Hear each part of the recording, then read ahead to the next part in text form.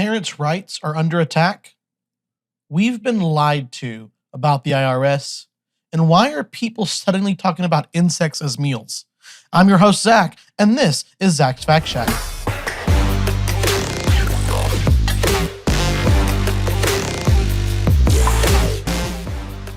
Hello, and welcome back to Zach's Fact Shack.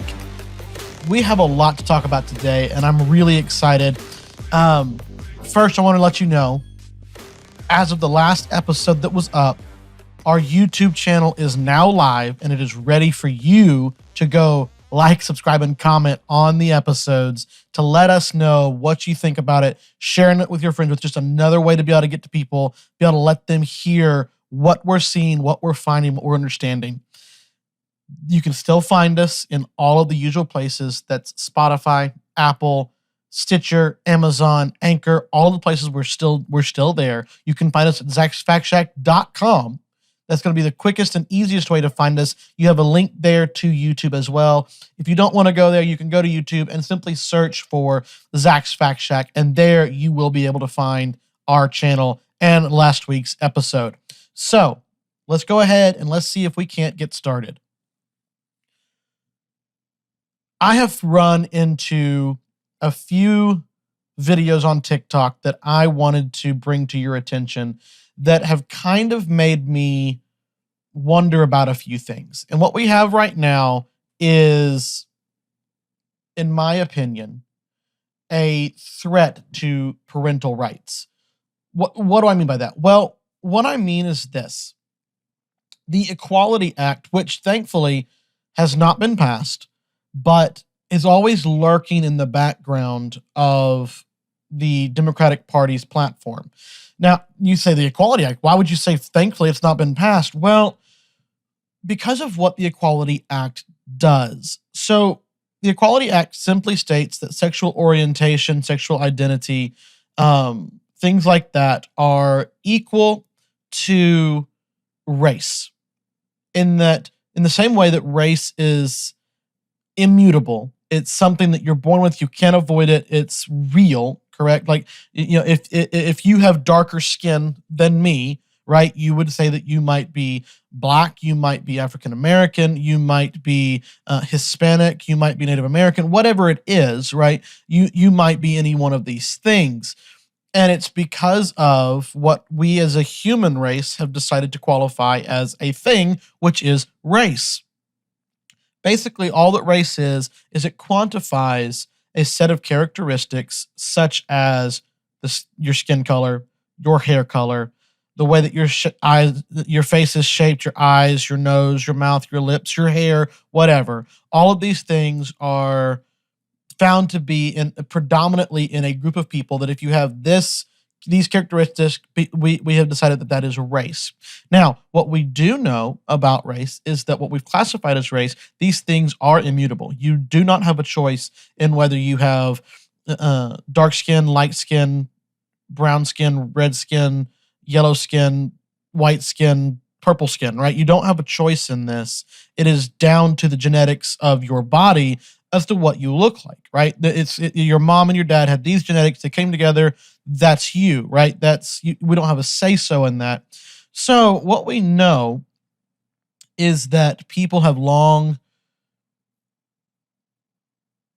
attacked other groups of people for the very fact that they're other, they're different, they're separate, they're odd, they're weird, they're whatever, right? The people have lived in bigotry. They've lived in hatred. We've experienced this. We've seen this. We understand this. We've read our history books. We get this, right? This is a thing that has happened, is happening, and will continue to happen. We understand that, right? What the Equality Act does is it's simply a name because it doesn't actually do what you would think according to the name. What it ends up doing is because it equates sexual identity and sexual orientation with race, it means that there are certain rights that you have right now that would be eliminated off the bat, just immediately gone. There's an article that I have here from the Heritage Foundation, which is admittedly a conservative foundation, but it's the only article could find to explain what I'm trying to say. So let me read a paragraph here for you and kind of make you understand what I'm talking about. They said the Equality Act adds sexual orientation and gender identity to race as protected classes under existing civil rights law, thus making it illegal to discriminate on the basis of sexual orientation and gender identity in the same way that it is illegal to discriminate on the basis of race. In doing so, it presumes that transgender identity is real in the same way that race is real. This presumes, in other words, that just as being black or white is an objective, unchosen, and permanent aspect of one's identity, a transgender woman really is a woman, just as much as someone who is biologically female. And a transgender man really is a man, just as much as someone who is biologically male.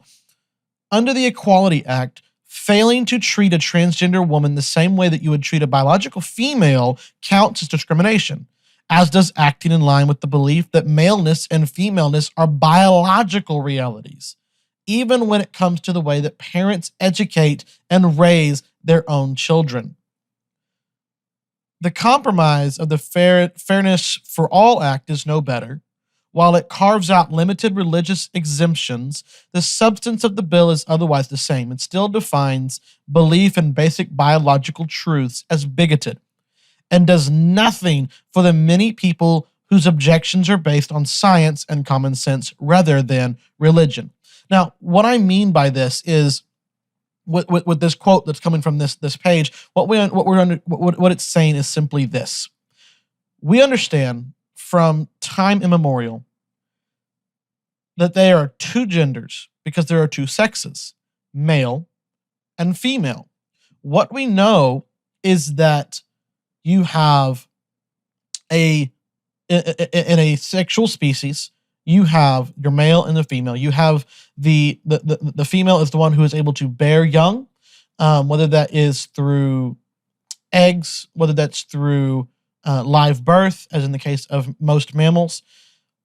These are all things that we understand and equate to the female body.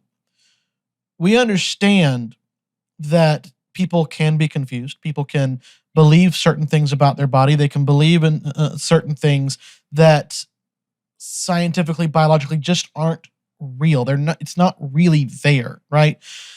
I can believe that I am entirely too skinny and should eat more, and because I am just incredibly unhealthily skinny. Anybody who knows me knows that that is absolutely not based in reality. It's just not. I am 5'7" on a good day, right? I am not overly tall, but I'm also nearly 280 pounds. Now, if you calculate out all those numbers, blah, blah, blah, blah, blah, blah, it says that I am morbidly obese. That's what the doctors say. That's what the nurses say. That's what science says. And it doesn't matter what I believe. It doesn't matter what I think. That's reality. People will say that, oh, but you can be healthy and fat. And then maybe that's true. Maybe that's true. But what I can tell you is that just based on my size, I have complications that I shouldn't have to live with. But because of choices of my own, and sometimes in some cases, not choices of my own, fighting with my own genetics again, right? Sometimes things do make it harder for you to do what you know you should do and to live in such a way that you are able to do what you know you should do, right? I am one of those people that I am objectively overweight. I am objectively not in a good, healthy shape. And it does not matter what I think, what I feel. That is reality. Now let's go back to transgenderism and the idea that someone can say, I feel this way, I think I am this way. That is not reality. It simply isn't. And it's not a loving thing to do whenever you try to affirm that. Affirming someone into a harmful, dangerous action is not love. It's not caring. And it is not the way that we, especially as believers, it's not the way that we should be handling any of this. Now, what started me down this road of talking about this and wanting to bring this in is the attack on parental rights. Well, and you're like, how do I get to that understanding? How do I get to that belief from what I've already talked about? Well, I get to this pretty quickly and pretty simply based off of some information that we have in that. Well, first off, let me play a video for you to maybe help you understand what I'm talking about. So just let's watch this. Look, another helpful question. Kids have to go to the pediatrician a certain number of times for the first few years of their life. It's to make sure they get fully vaccinated, are growing on time, development is as it needs to be, yada, yada, yada. At the 3-year checkup, they ask a question to see if the children know the difference. So the pediatrician looked at Bug, and she said, "Are you a boy or a girl?" Bug looked her in the eye and said, "I'm a girl." The doctor kind of looked at me. I was like, all right, never heard about it before, but whatever. And ever since that day, she has told us that she's a girl. A little under a year ago, she started correcting us on her pronouns. "I'm not a him, I'm a her. Don't call me he. Mommy, I'm not he, I'm she." It has been 2.5 years now that she has been out. I told her father when I figured she was getting close to telling him herself. Didn't want him to respond poorly. So, I show you this video because she kind of explains what I'm talking about. She is correct. Children do go to the doctor multiple times, as kids from birth on up, right? There is multiple checkups you go to. You get these vaccines, you get these shots, you get all this treatment, right? As you're growing, you're making sure that everybody's healthy and doing well, stuff like that. That's all happening. But there is a question that is asked that I find interesting. And it's simply, are you a boy or a girl? And it happens, apparently, around the age of 3. Now, I don't know how many 3-year-olds you've talked to, but the 3-year-olds that I have talked with have all been under the illusion, been under the understanding that they are dinosaurs or astronauts or Barbies or horses. They have a very, very strong imagination. But we're going to sit here and ask this question, which I think may have started out with all good intent, right? To say, hey, have you developed mentally enough to know that, hey, are you a boy or a girl, right? Because we know what boys and girls are. Have you figured that out? Have you developed enough? Has your parents talked to you? Have they trained you and taught you the truths of reality, right? These are things that we are asking. But I think it is possibly going to be used in a different way, in a way that is not so good. Let me show you this clip, and he kind of explains what I'm talking about. All right, I need to know if any parents of young kids have had this same experience. So we just took my 3-year-old son in the doctor for a checkup. My 3-year-old son. Okay, there's a reason why I'm emphasizing that, and you're about to know why. So my wife and I are waiting in the room with our son, and the doctor comes in. And he sees my son sitting there on the table, and the first question that he asks him is, "Are you a boy or are you a girl?" And I look at my wife like, what the? So luckily my son understands obvious tenets of biology at 3 years old, and says that he's a boy, just like his chart says. So the rest of the appointment I can't even focus because I'm wondering why in the world this guy is asking the question. And then I remember, oh yeah, I live in California. And call me paranoid, but this is where I think we're heading based on other things that have happened. An Ohio couple lost custody of their teenager for refusing them hormone treatment. And a divorced Texas couple were in a court battle over whether or not to let their 7-year-old transition from a boy to a girl. And many are saying that the new proposed Equality Act could lead to more parents losing custody of their kids who want gender transition. So again, call me paranoid, but I'm wondering if the doctor is asking the question of my son to see if he can establish a pattern over time that shows that my son wants to be a girl. But here's the thing, my son is 3. I'm not even going to let him choose what he wants for dinner. And some days, my son thinks he's a dinosaur. But I'm not going to let him transition to a dinosaur. And being in California, this is probably going to happen to people like me first. But I don't think it's going to be long before we start seeing parents lose custody of their young kids because they're not letting them transition to the opposite gender. And I think pediatricians are going to be the ones who are going to start calling it out. So that's what I'm talking about. That's what I'm saying. Again, I stand here with the same sentiment of this dad, of this father who's saying, maybe I'm paranoid. Maybe this is not a real thing. Maybe I'm just oversensitized by the media, by social media, whatever. I fully acknowledge that that is a possibility. But what I also acknowledge is that a big possibility is exactly what my paranoia is. Just because you're paranoid doesn't mean that you're not right.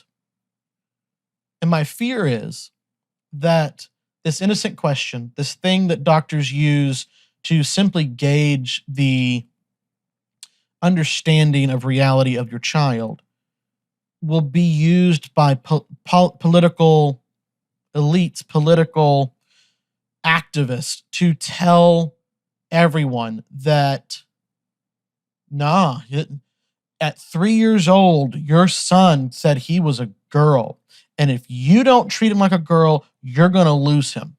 And by treating him like a girl, you have to put him on puberty blockers. You have to castrate him. You have to have him have gender affirming surgery, which is the absolute dumbest name of everything. It's not gender affirming. It's body mutilating. Here's the thing. If gender is just a social construct, why in the world do we need to change a child's body to match social constructs? That makes no sense. Let the boy be what he is, right? If he thinks he's a girl, he can go do what he wants. Why does he need to have the body to match? What you're talking about is personality differences, not actual biological differences. It just is. There's a video, it's a little bit longer, from Jordan Peterson that talks about this, and I'll play it in a second. But I want you to think about that maybe it's not transgender, maybe it's not gender fluid, maybe, just maybe, what it actually is a personality difference. It genuinely is just your feelings. And you are trying to assign your feelings to something more than that. Maybe that's what it is. Let's see what Jordan Peterson has to say. You know, if someone asked me, do I believe that there are gender fluid people? I would say yes. And I would say a young man who's gender fluid, I know what he's like temperamentally. He's high in agreeableness. He's high in neuroticism. So he has a feminine temperament. He's more interested in people than things. And he's extremely high in openness. And so his temperament is fluid. He's creative, and so he's one thing one day and one thing the next. And his fundamental temperament is tilted towards the feminine. But that doesn't mean he's not a man. Right, exactly. So so it's murky thinking. So that's exactly right. It's certainly the case that 1 out of 10 women, now it depends on where you put the cutoff, I would say, but you could say with reasonable certainty that 1 in 10 women has a masculine temperament and 1 in 10 men has a feminine temperament. And so that's a lot of people. And those people, especially if they're also creative, well, they're kind of at a loss in relationship to what to do with their identity, because they're pulled. First of all, they have a hard time catalyzing their identity. Creative people have a hard time catalyzing it. It's like the definition of creativity. They're protean. And so there have been people who play at the edges of gender identity forever. And fair enough. And sometimes that's even admirable if it's done in a sophisticated way. And it's charismatic. So you see it in Mick Jagger, you see it in David Bowie, you see it in people like Madonna as well, because Madonna had a hard edge, that was very masculine. And all the Marvel superhero women have a hard masculine edge. And so we find that charismatic because those people are also integrated. But the notion that there's such a thing as gender, that's not right. There's variability in personality and temperament. And the idea that Right. that Agreed. there's no such thing as biological sex, that's just insanity. insane. It's insanity. They've abstracted gender from sex and then read gender back into sex Yeah. as more important than sex. It's Well, and then why insist upon the biological modifications? Right. If there's no such thing as sex, it's like, well, what, then just act out your role. So I play this because I want you to think about it. I want you to think, is there really gender fluid? Or is it more likely that in fact it's actually just personality? You know, we all know people that are far more feminine in their actions, right? Their feelings, their aggressiveness, it falls far more on what would be statistically a feminine understanding, right? A feminine personality. And you have women who are equally on a more masculine personality type, again, statistically, because there's like a lot of variation between all humans, right? Between all people, there's a lot of variation. But statistically, by and large, these are the categories that we put people in because they do work, right? If you take women at large, right, statistically, the whole world of women, you'll find that statistically, they're more agreeable than all men who are more aggressive, right? Again, you have extremes on both ends of this bell curve, right? You have men who are extremely agreeable and women who are extremely aggressive. But whenever you get to the full extremes of these bell curves, it's why, for the most part, the most evil men, like the most wanteds, right, are almost entirely and exclusively men, right? Because they fall on that aggressive extreme and they go higher on that, right? Where women do not. That does not mean that they can't, but statistically, they don't. Perhaps, maybe, just maybe, what we see is personality, not gender. Maybe it really is that when a girl acts like a boy while she's growing up, she really is just a tomboy. And she's just a little more aggressive, right? She's a little more competitive. She's a little more energetic than the average typical girl. But if you leave her be and you let her grow up and you let her make these choices, maybe, just maybe, she's still going to be a girl. And she's going to grow into a woman. Because that's what the human species does. If you are born a boy, you grow up, and you become a man. The same thing happens for girls. If you are born a girl, you grow up, you become a woman. That's how that works. And the idea that somehow we have created this gender construct that is demanding and oppressive, I don't see that based in reality. I don't see that being what's genuinely happening, what's really going on. What I see is that a political party and the leaders of that party and political activists have decided to use to their advantage a group of people that they can manipulate. That's what it seems like to me. And if you think I'm talking about just Democrats, hold up. I have a whole other story coming up that's going to talk about what the Republicans are doing to do this exact same thing. But in this instance, on this story, it is the Democratic Party, at least the leadership, and the political activists who are having their voices heard left and right and everywhere. These people are absolutely using and abusing people who are genuinely confused, who need genuine help. And that angers me. Why would anybody think that was okay? Why is that suddenly okay to do? Why is it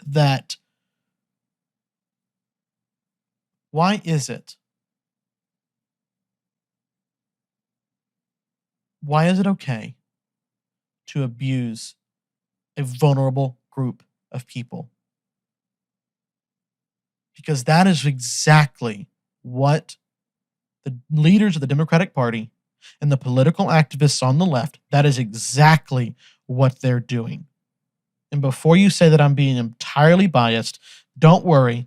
I have a lot more to talk about on the Republicans with this next story that I'm going to bring up now. Here's the thing. We have seen the so-called Inflation Reduction Act being passed, right? That has now been signed into law. It now, besides the fact that it doesn't reduce inflation at all, in fact, increases it. It's another one of those misnomers, right? Another one of those wrongly named things. This is what I'm upset about, what I want to talk about. This is what we know. We know that there were $80 billion assigned to the IRS, and they're supposed to be used to pay for 87,000 new agents, new technology, new supplies, whatever. Like, it's $80 billion budget increase for this department, the IRS.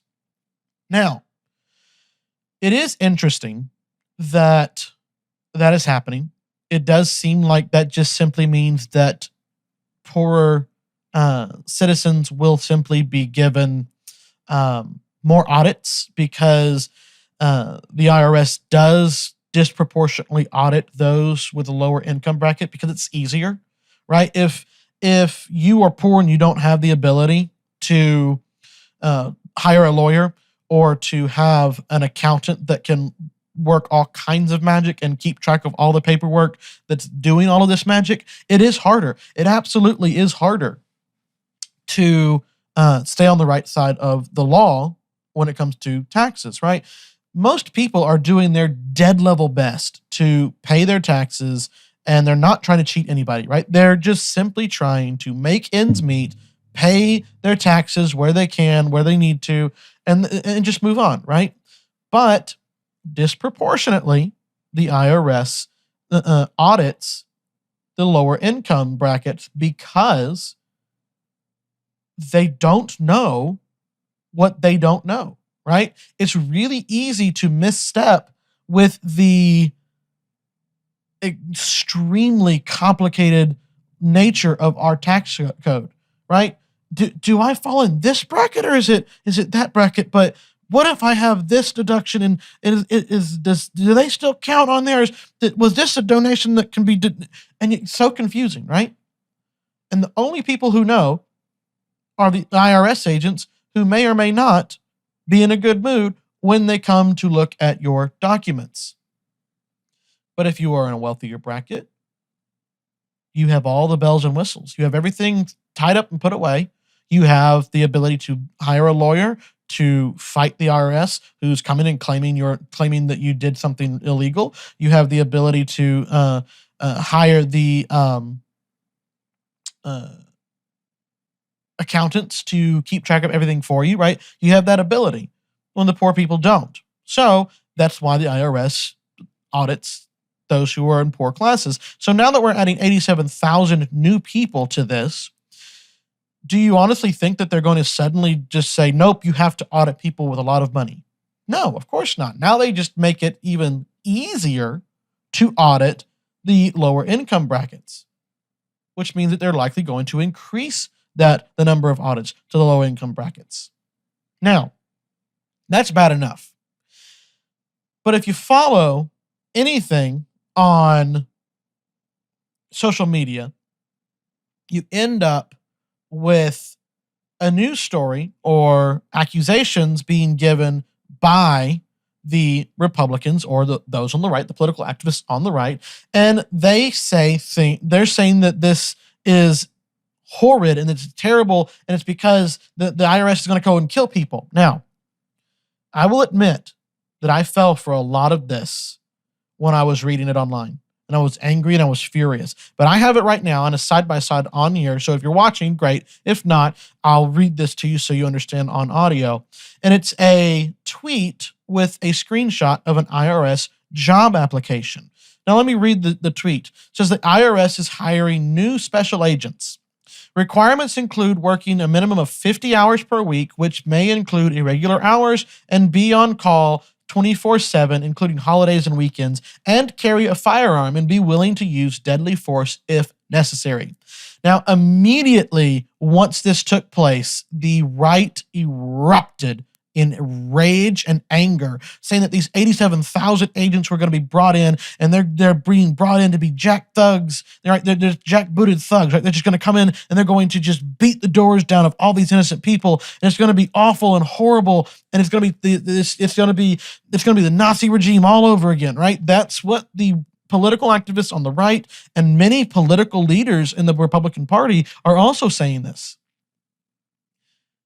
So I had to go and investigate and see. Have IRS agents ever been armed before, or is this new? Well, let me show you what I get. This is this first part is a Quora answer, and this is the best information I could find, and we're gonna go back to a news article in a second. But I wanted to read this further.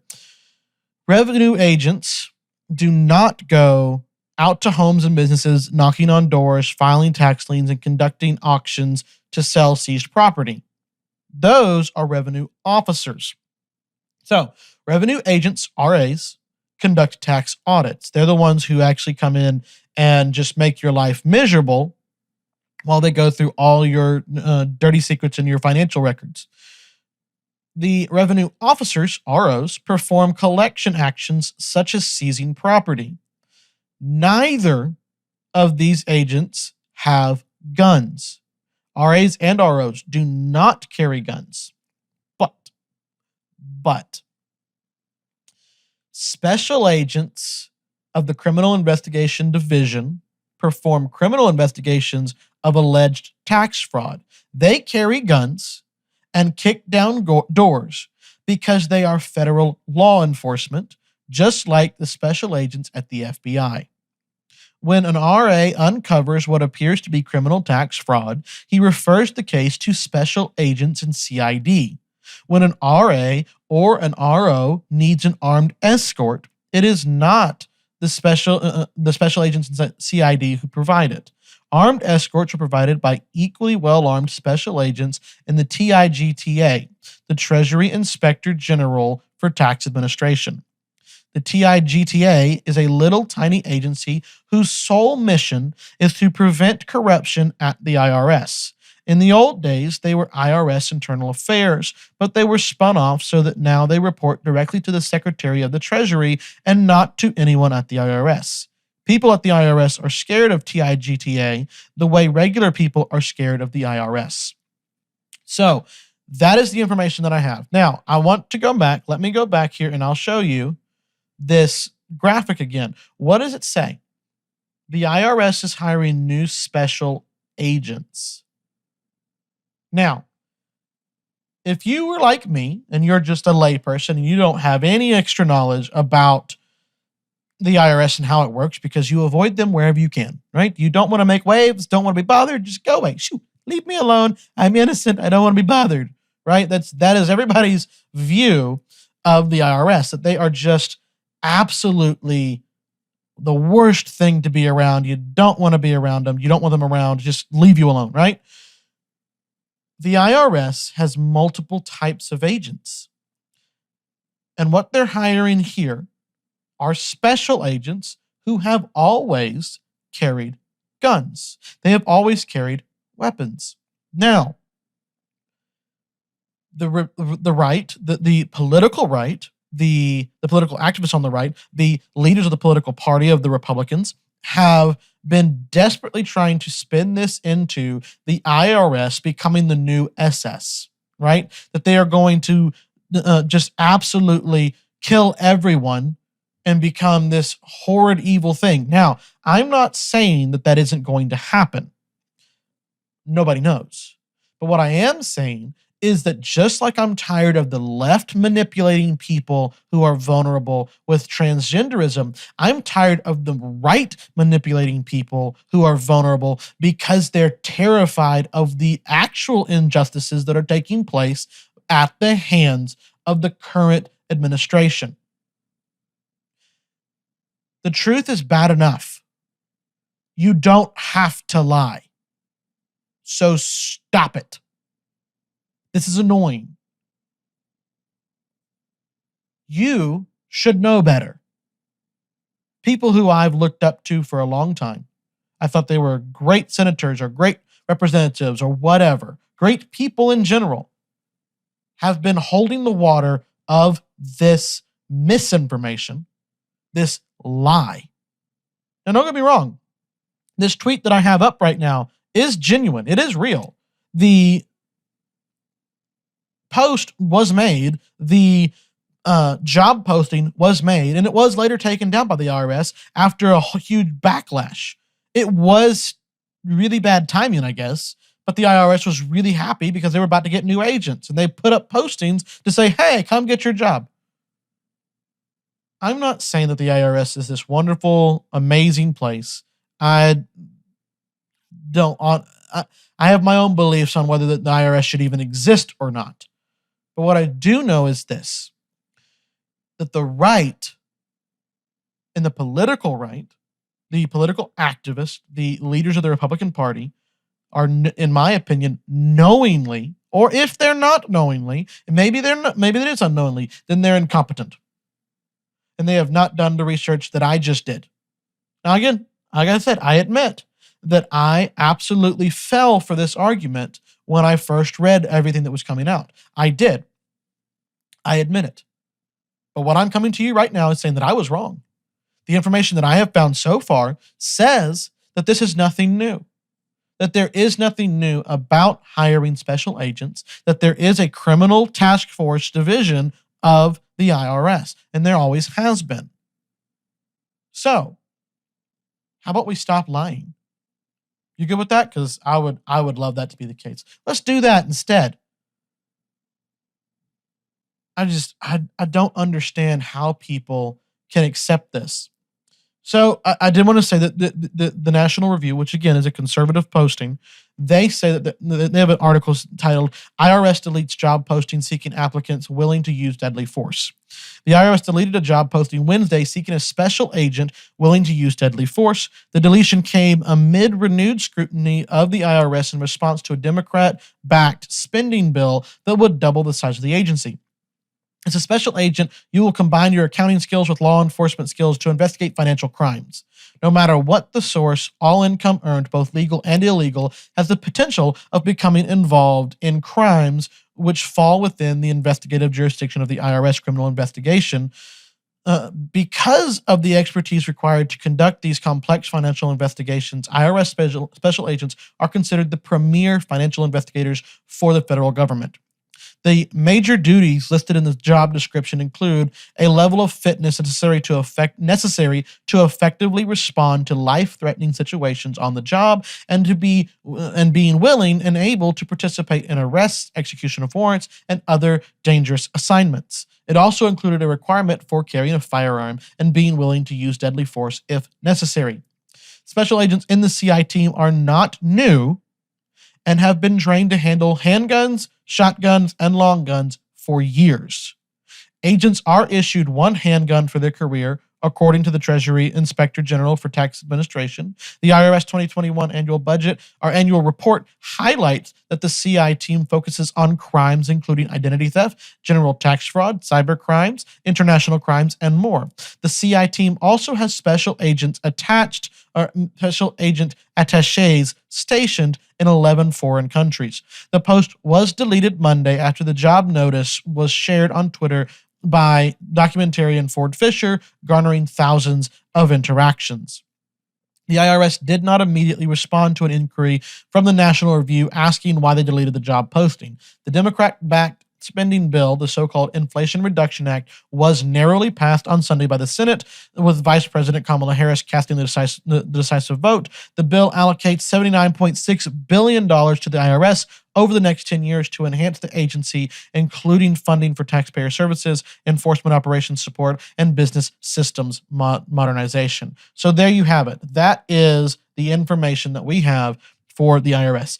That article tells you, just like I've just told you now, that the special agents that this is talking about have been around for a long time and have been trained with weapons for a long time. Do I particularly like that we're adding more agents? No, I don't. But what I will say is I'm tired of people lying to me to get me angry and get me worked up about something that genuinely is not important. It's just not. Now, I want to cover a couple more things, and I know that the episode is going a little bit long. So let me talk about this one thing first, and this is from a tweet that I found on Apple. So apparently, Apple has internally been testing injecting ads into more apps. You see it here online beside me. I'll read the tweet out to you. Ads outside the App Store, regardless of how Apple's PR team decides to spin it, with talking points, just overwhelmingly degrades the very reason so many people choose Apple and its services. Apple don't do this. I would tend to agree. I think that it would be a horrible idea for Apple to do this. I think that he's right. Having ads everywhere you look is a Google thing. That is an Android thing. That is not Apple. It's one of the biggest reasons that a lot of people actually use Apple. They like to not be bothered by all of the ads everywhere, all of the extra apps, the bloatware, right? We don't want all this stuff. Why are you doing this? Let me read the article that was attached to that tweet from Mac Rumors. It says, Apple is aiming to triple its ad revenue from $4 billion per year to double digits by expanding its advertising in more apps, according to Bloomberg's Mark Gurman.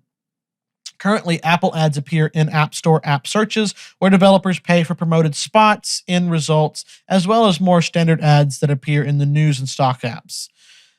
Apple also generates revenue with commercials during MLB Friday Night Baseball streams, but now the company wants to go bigger by expanding its ad presence across iPhone and iPad apps. In the latest edition of its Power On newsletter, Gurman writes that Apple's VP of Advertising Platforms, Todd Teresi, I hope I pronounced that correctly, wants to triple current ad revenue, and the first move to achieve that could be to bring ads to the Maps app. Apple has internally tested adding sponsored spots in Maps search results, reports Gurman. And if it does roll them out to Maps users, it could just be the beginning of a wider expansion. Gurman speculates that Apple could also bring ads to the digital storefronts of its books and podcast apps, while even more lucrative revenue driver could be Apple TV Plus. If the company was to follow the lead of Netflix and Disney Plus by providing an ad-supported tier. Apple has already announced it will be expanding its advertising business reach in the App Store, with new placements coming to the Today screen as well as to individuals' app pages, which will allow developers to pay for slots outside of the search tab and search results for the first time. However, Apple will be aware that even a gentle creep into the areas of Apple software could mar the premium experience that users expect of its devices, while also leaving it open to increased criticism over its app tracking transparency framework, which has, by some accounts, had a substantial negative impact on both large and small businesses. The article continues. I'm just going to put this out there. Apple, please don't do it. Please. I'm begging you. I don't want any more ads. I have them everywhere. I don't need them. I pay YouTube to get rid of them. If I could avoid the ads, I would avoid the ads. Please don't add them to my life. I don't need any more. I think that everybody listening, I think you would agree with me. Please, Apple, don't do it. We're begging you. Don't do it. Now, one last thing. And it's simply this. Why are so many people suddenly trying to get you to eat bugs? Have you been noticing this? So everywhere I go on social media, at some point, I see an image, I see a picture, I see somebody sharing something, talking about people saying, hey, did you know that grasshoppers are like 4 billion times more nutritious than beef? I'm just like, no, I didn't know that, and I wasn't particularly too keen to find out either. But I have come to find that it's already begun. At least it appears to be. And if you have information on this, I would love to know. I'm going to put up a picture for you and let you see online on the video. If you can't see, I'll explain to you what's going on. So this is a tweet that simply says, starting to slip the bugs in. And it is a bag of what says cheddar cheese puffs. I can't quite make out the brand, but it simply says nutritious, sustainable, delicious. That's the tagline on it. And in the ingredients, these are interesting ingredients because, you know, if you ever go into ingredients, they're always terrifying. But it simply says that puff is organic corn, meal flour, lentil flour, fava bear flour, I'm not sure what that is, rice flour, and organic cricket flour. I don't know about you, but have you ever heard of a plant called cricket? I haven't. I have only ever heard of a bug called cricket. That's cricket flour. That's my understanding. I have not found any information to back that up yet, but I do know that beyond that, I have seen a lot of posts where people are talking about they want you to begin to eat insects because of sustainability. That keeping large farms of cattle up and alive and going is causing great, horrible, terrible, no good, very bad climate change. Now, I'm not going to sit here and tell you whether it is or not. I don't know. But what I do know is life's going to have to get real bad. I mean, real bad before I'm going to be willing to eat a cricket. I like steak. And if you're looking at me, you know that I like food. Everybody says, "Oh, you're a picky eater. What's wrong with you?" It's like, I don't want to be. I've never wanted to be a picky eater. I prefer food and a lot of it. I like food. My problem is that if it don't taste right, I don't want to eat it. I can't help that I don't like it. I'd prefer to be able to eat it, but I'm not going to eat something that's not good. I think I love to quote the food critic from Ratatouille. If it's not good, I don't swallow. Right? It's like this really creepy guy. Turns out to be a great dude at the end of the movie. Awesome movie. If you haven't seen it, I do like that movie. You should go watch it. But I quote him all the time because it's accurate. I'll try a lot of things, but once I've tried it and it ain't good, I'm not going back. You get one try and that's it. You don't make up, you don't work. Sorry, tough. Too bad. Not going to do it again. But you will be happy to know, in my own personal life, I'm eating more salads. I didn't think I'd ever say that. I've never liked them. But they're either I'm getting old in my taste buds and my taste buds are finally maturing and getting out of being a child. I don't know. But I'm finally getting to like salads. Don't get too excited. I am starting slowly here. But I have digressed. Oh dear. Digressed long enough. Let me go back. I want to read an article from John Locke that's simply titled, "Elites Want You to Eat Bugs." For those of you who haven't heard, cattle and pork are threats to the environment. The farms that raise them are foul greenhouse gas offenders. Better say our superiors that we settle for a nice bowl of insects instead. A recent New York Times opinion feature headlined, "The Joy of Cooking Insects," looks at our broken food system and the 3 chances you get to help fix it and save the planet every day. A growing tribe of environmentalists, academics, and entrepreneurs are arguing that edible insects must enjoy a wider acceptance to help create a more sustainable global food system. The World Economic Forum claims eating insects could reduce climate change since our consumption of animal protein is the source of greenhouse gases.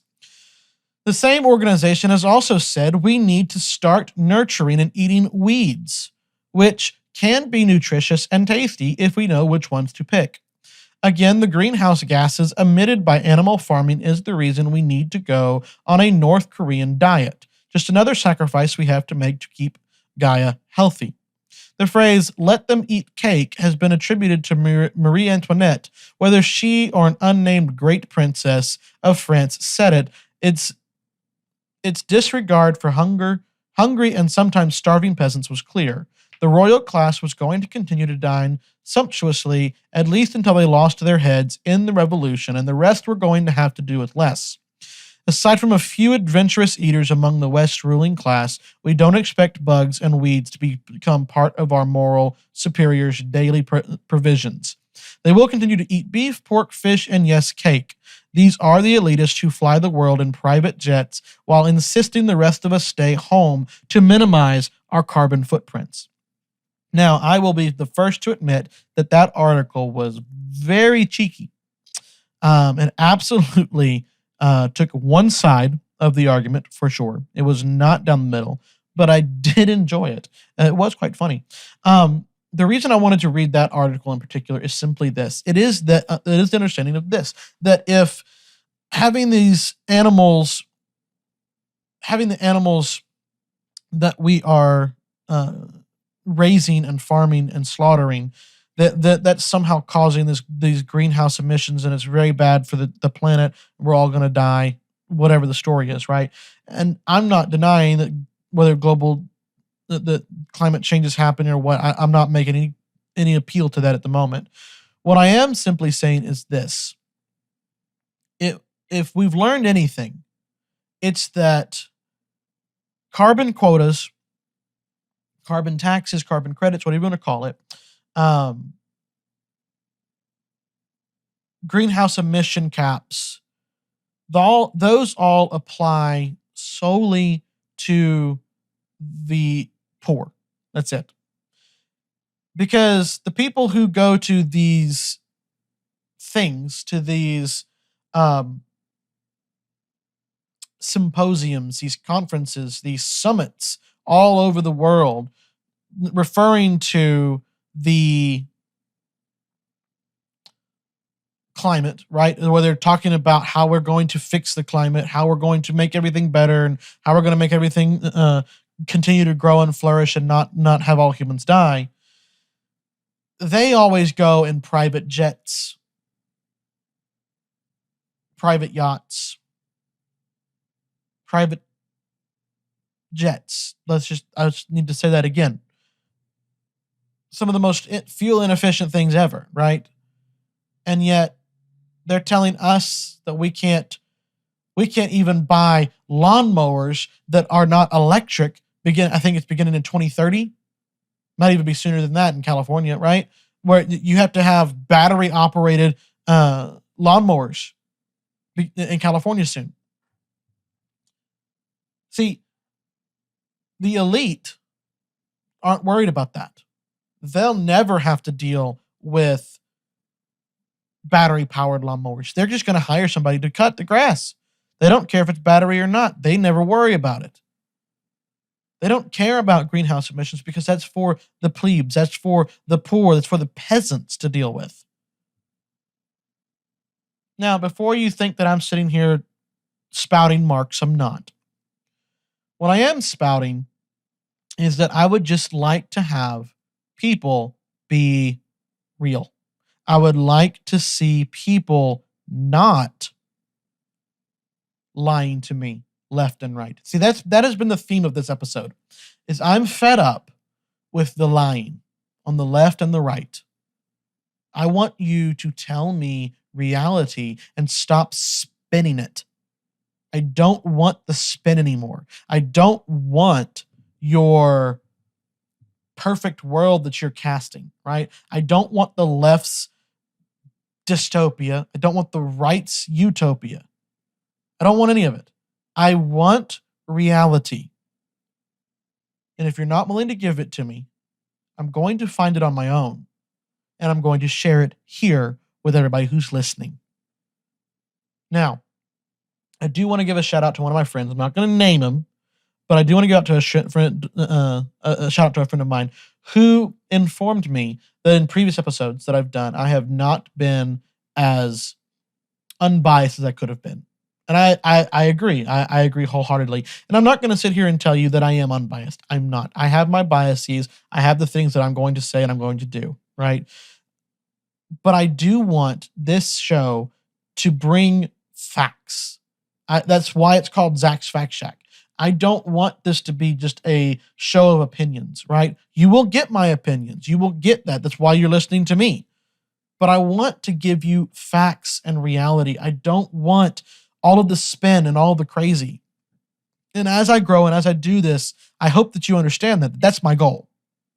I may show my biases every now and again. I don't mean to, but I will go ahead and preemptively tell you now, I am absolutely a constitutional conservative. That's where I fall. Am I a Republican? No, I am not. Am I a Democrat? Nope, not that one either. I sit firmly on my own, and I vote for the people who I think will do the job the best. And that does not always equal one party or another. But I just wanted you to know, and I did want to shout out to my friend who was brave enough to tell me this truth, right? I know a lot of people who are like, I can't approach you. I can't tell you this. I want you to be able to approach me. I want you to be able to give me critiques. And hopefully you understand that I truly will take that to heart and I will do my best to fix what I can. Now, we are at the end of the show. Y'all did a great job. This was a little bit longer of an episode, but we covered several things on here. So we're going to have to leave it here. But I can't wait to see you guys next time. Don't forget, we're on YouTube now. You can go find us. You can go to ZachsFactCheck.com, follow the link there, or go search for us online. But until next time, I'm Zach, your host of Zach's Fact Shack.